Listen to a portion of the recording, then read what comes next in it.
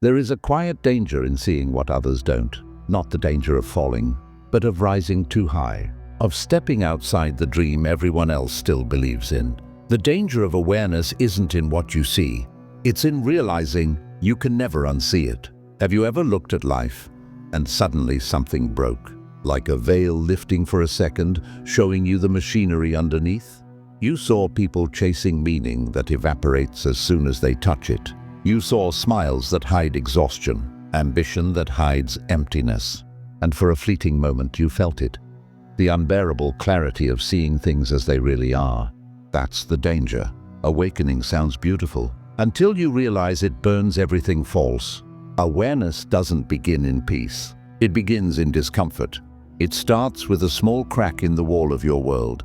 A question you can't ignore. Is this it? Is this what life is supposed to be?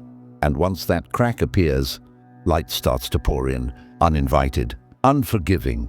You start to notice the patterns, how people repeat the same day for decades, how society sells illusions of success and calls them dreams, how we mistake movement for progress.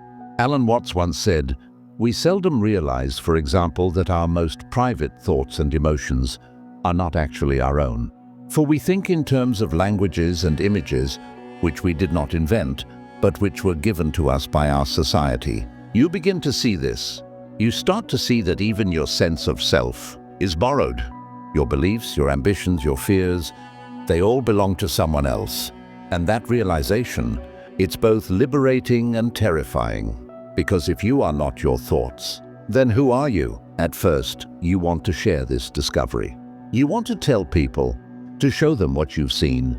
You speak about truth, about freedom, about waking up, but no one wants to hear it.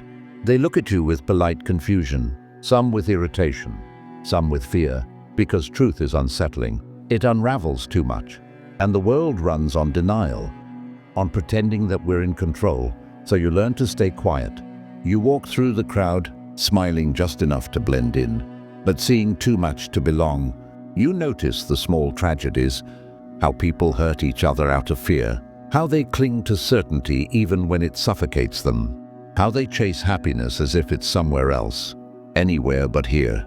And you begin to understand something ancient. Seeing deeply can make you lonely, because once your eyes open, you realize most people aren't ready to look.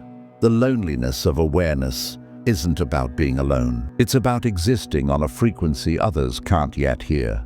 You try to explain the melody, but they only hear noise, and so you grow silent. Not out of pride, but out of mercy. Awakening is not a sunrise, it's a storm. It tears down everything false, every identity you thought was you, every certainty you used to stand on. It drags your shadow into light. The parts you spent years avoiding, your insecurities, your envy, your fear of being nothing. The ego resists this violently. It wants to fix, to control, to escape. But awareness doesn't allow escape.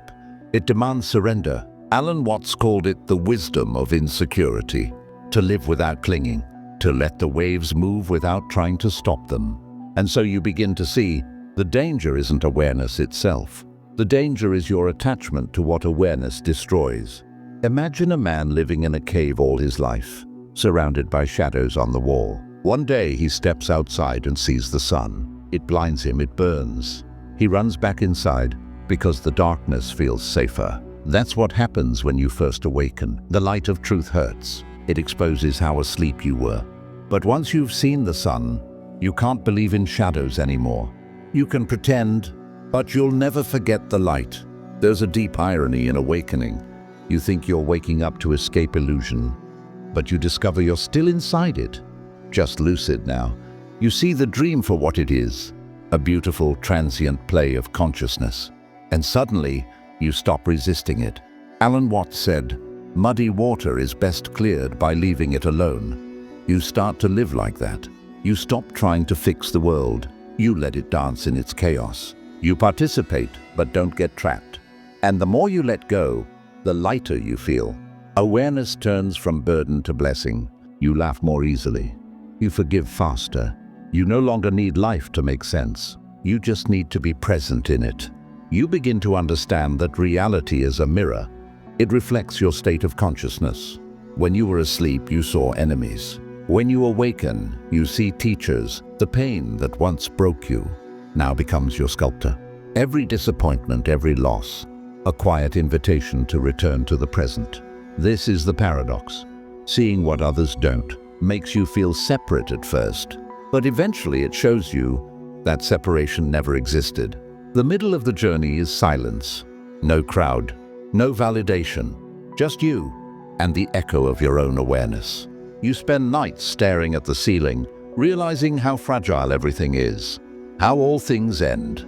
Lovers, seasons, moments, even you. You learn to sit with impermanence, to stop running from it. And slowly something shifts. The silence that once scared you becomes sacred. You stop needing people to understand you. You stop needing life to justify itself. You simply are. This is where true freedom begins, in total acceptance of the unknown. Alan Watts said, "To have faith is to trust yourself to the water." When you swim, you don't grab hold of the water, because if you do, you will sink and drown. Instead, you relax and float. You start living like that, floating, trusting, not controlling every wave, but becoming one with its rhythm. And the world that once looked chaotic now looks perfect in its imperfection. Awareness transforms into play. You begin to see that everything is the universe expressing itself. Through pain, through joy, through boredom, through beauty. You stop labeling things as good or bad. You just notice how each moment carries its own flavor of truth.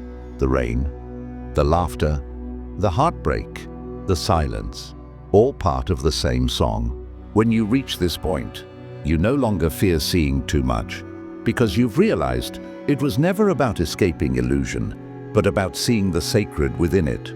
The same world you once wanted to run from now feels alive again, because you see it not as something happening to you, but as something happening through you. When you see what others don't, you stop needing to prove it. You realize wisdom is not in preaching, but in presence. You become a mirror, silent, still, reflecting truth without words. You love people where they are, not where you think they should be, because you remember when you were asleep too. You see yourself in everyone, in the laughter, in the pain, in the confusion.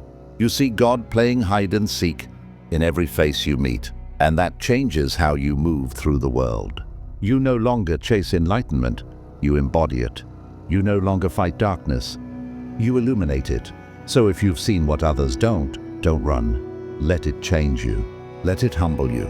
Let it soften you, because seeing is only dangerous when it hardens your heart. But when it opens it, you become light itself. And then the world is no longer something to escape, but something to embrace. You walk through crowds now, and you smile again, not because you fit in, but because you finally understand no one is really asleep. They're just dreaming different dreams. And in that realization, you're free. Close your eyes. Listen. There's a silence underneath everything. Beneath thoughts, beneath time, beneath you. That silence is what you are. And when you rest there, the danger of seeing turns into the peace of being. You no longer need to change the world. You simply see it. And in that seeing, everything transforms